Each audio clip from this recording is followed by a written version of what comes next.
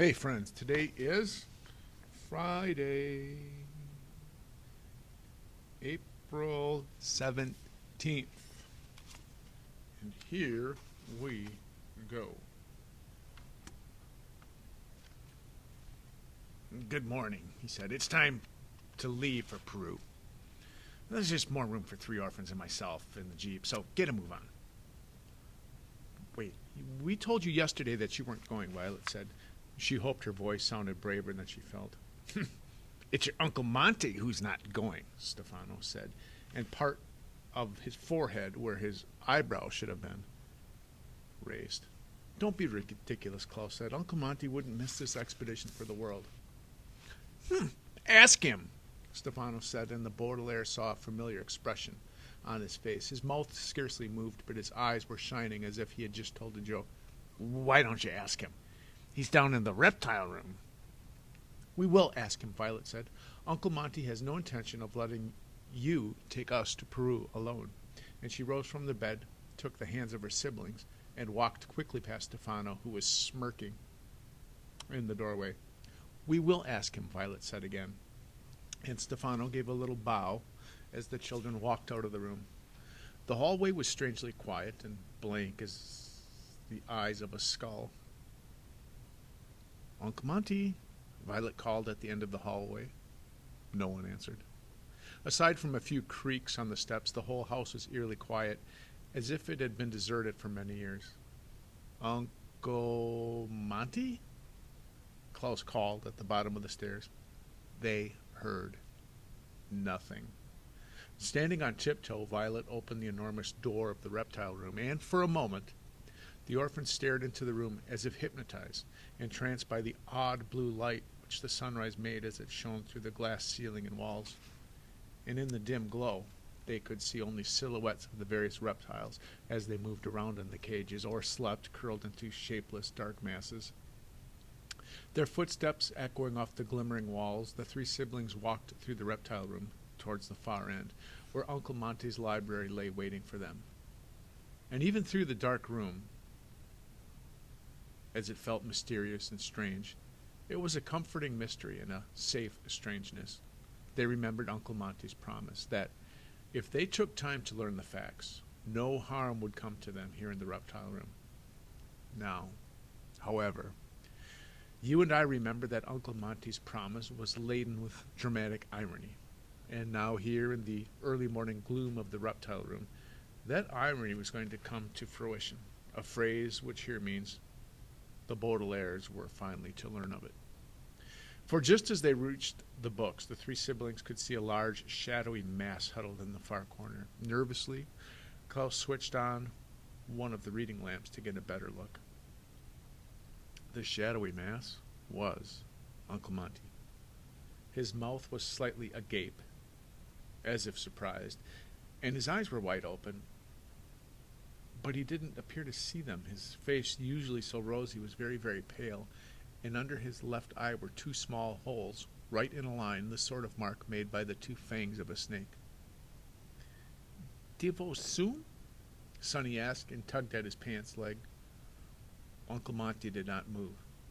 As he had promised, no harm had come to the Baudelaire orphans in the reptile room, but great harm had come to Uncle Monty. Chapter 7. My, said a voice from behind them, and the Baudelaire orphans turned to find Stefano standing there, the black suitcase with the shiny silver padlock in his hands and a look of Brummagem surprise on his face. And Brummagem is such a rare word for fake that Klaus didn't even know what it meant, but the children did not have to be told that Stefano was pretending to be surprised. What a terrible accident that has happened here. Snake bite. Oh, whoever discovers this will be most upset.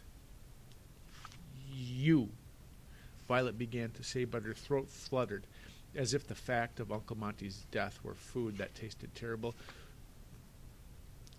You, she said again.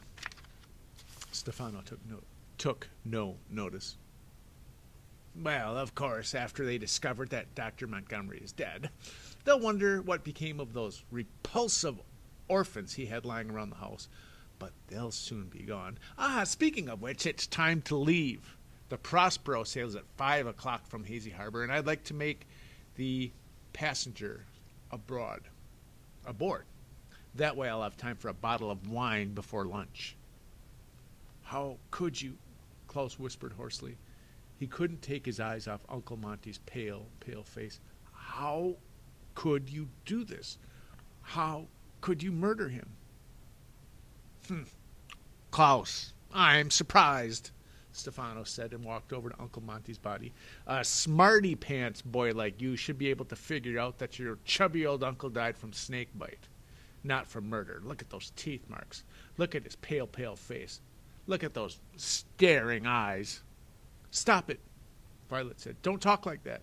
Oh, you're right, Stefano said. Well, there's no time for chit-chat. We have a ship to catch. Let's move. Move! We're not going anywhere with you, Klaus said.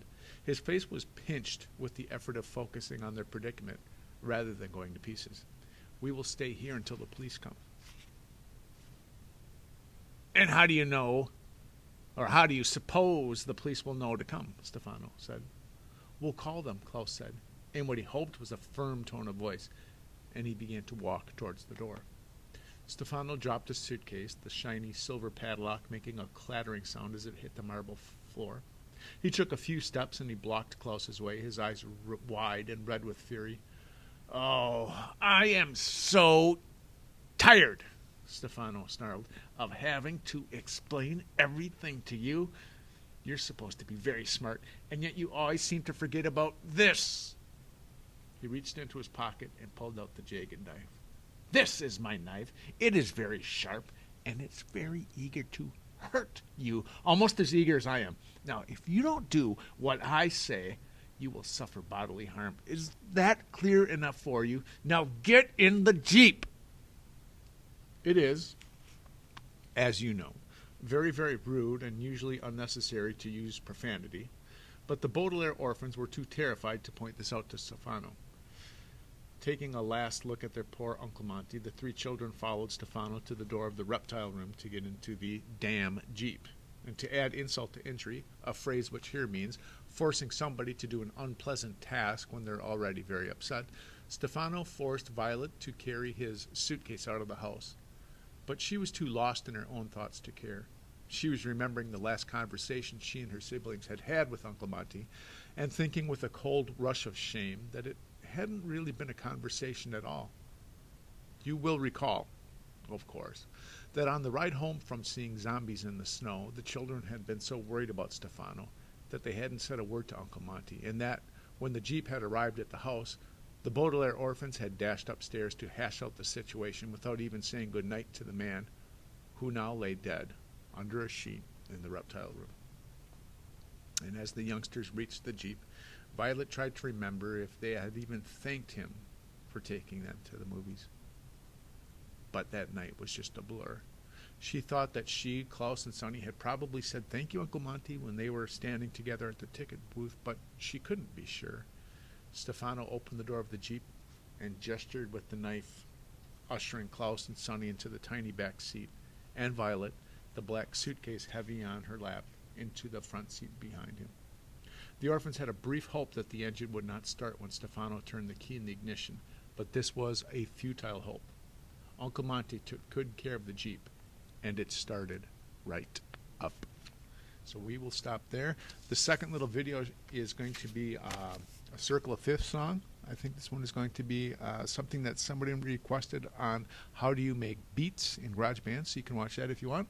The third little video is going to be a homework helper, and then the fourth section of today is your homework. All right? Have a beautiful Friday and a beautiful weekend. I miss you. We will smell you later.